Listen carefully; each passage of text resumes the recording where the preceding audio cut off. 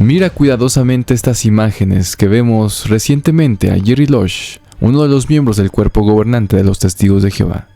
Estas imágenes fueron tomadas recientemente en una asamblea especial celebrada en Porto, Portugal. Lo que llama la atención de muchos ex-testigos no fue el discurso, no fue la asamblea, sino que vemos a 1, 2, 3, 4, hasta aproximadamente 7 hombres alrededor de él.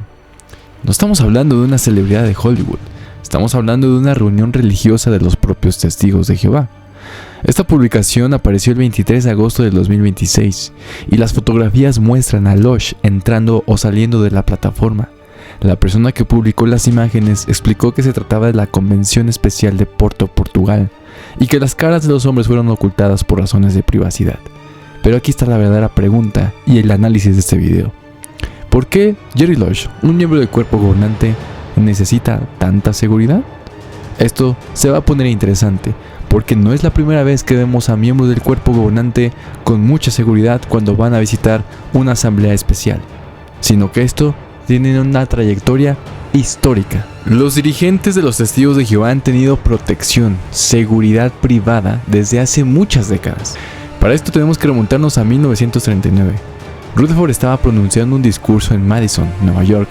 Según la propia literatura histórica de los Testigos de Jehová, alrededor de 500 seguidores del sacerdote católico Charles Collier se encontraban en una sección del recinto. Durante el discurso comenzaron los abucheos, gritos y disturbios.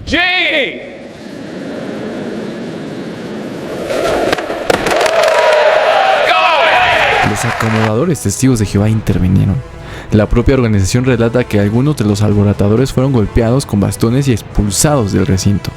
3 testigos fueron posteriormente arrestados y acusados de agresión, aunque finalmente fueron absueltos. En ese mismo periodo estuvo acompañado por amenazas. Incluso la literatura de los Testigos de Jehová relata que en Londres se recibió una amenaza relacionada con la ira contra las reuniones vinculadas al discurso de Rutherford. Y esto, la policía y los detectives protegieron entonces los salones del reino. Posteriormente explotaron 5 bombas cerca de Kingsway Hall. Hubo daños materiales y personas heridas. Por lo tanto, sí existieron amenazas reales. Y aquí viene el punto. Los Testigos de Jehová han tenido motivos para proteger a sus dirigentes. Eso demuestra por qué el cuerpo gobernante actualmente hace lo mismo. Tenemos incluso fotografías de Rutherford acompañado por hombres que han sido identificados como sus guardaespaldas. E incluso también Natty Nor. En una discusión histórica publicada hace años, Gary Butin, quien afirmó haber tenido contacto con Natty Nor en varias convenciones durante la década de 1950 y 1960, aseguró que Nor tenía hombres que actuaban como guardaespaldas y que en algunas ocasiones impedían que periodistas se acercaran a él. Es un testimonio, no debemos convertirlo mágicamente en una política oficial documentada, pero sí resulta interesante porque coincide con otros testimonios de la época.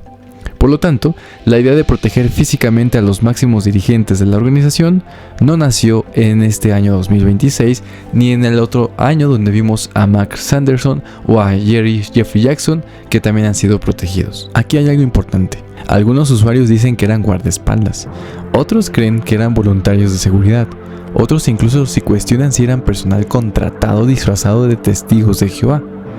Por lo tanto, estas imágenes muestran a Jerry Losh rodeado por un grupo de hombres que aparentemente cumplen una función de seguridad o protección.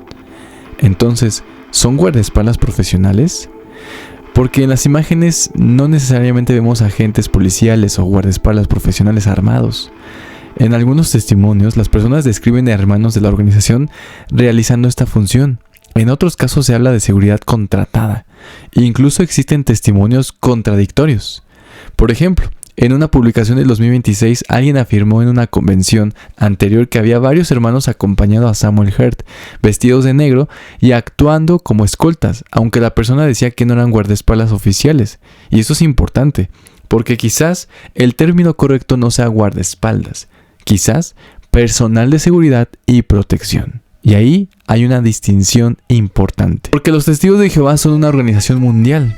Sus convenciones pueden reunir a miles o decenas de miles de personas, y cualquier persona públicamente identificada como dirigente puede convertirse en objetivo de agresiones, amenazas, personas con problemas psicológicos, periodistas, manifestantes, extestigos, acosadores o incluso ataques violentos.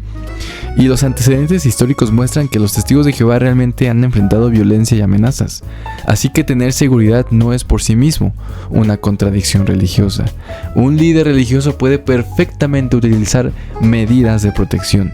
Y no hay nada incoherente en cuanto a eso. Pero hay una segunda cuestión. ¿Qué imagen produce esto?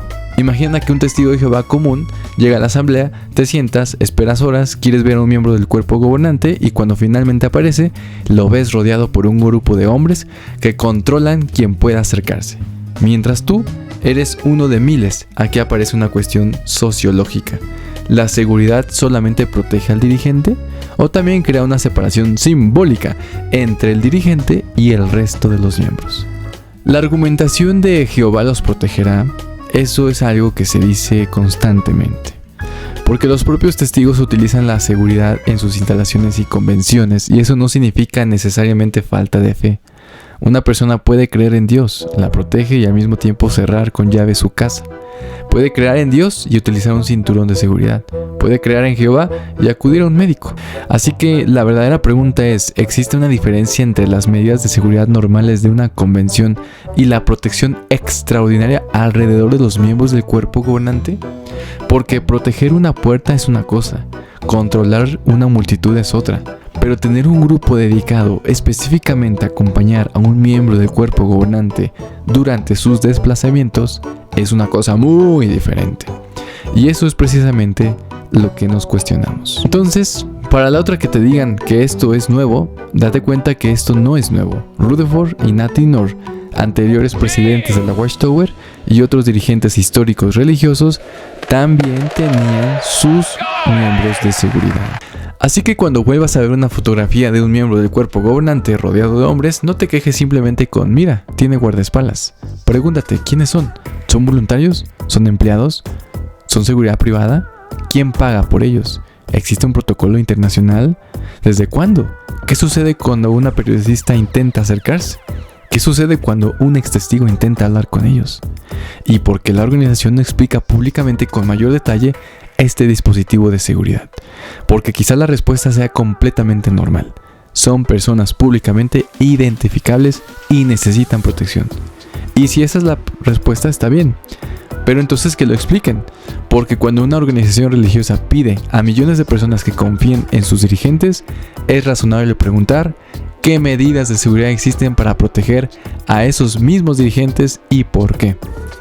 Y mientras no tengamos todas las respuestas, las imágenes hablan por sí solas.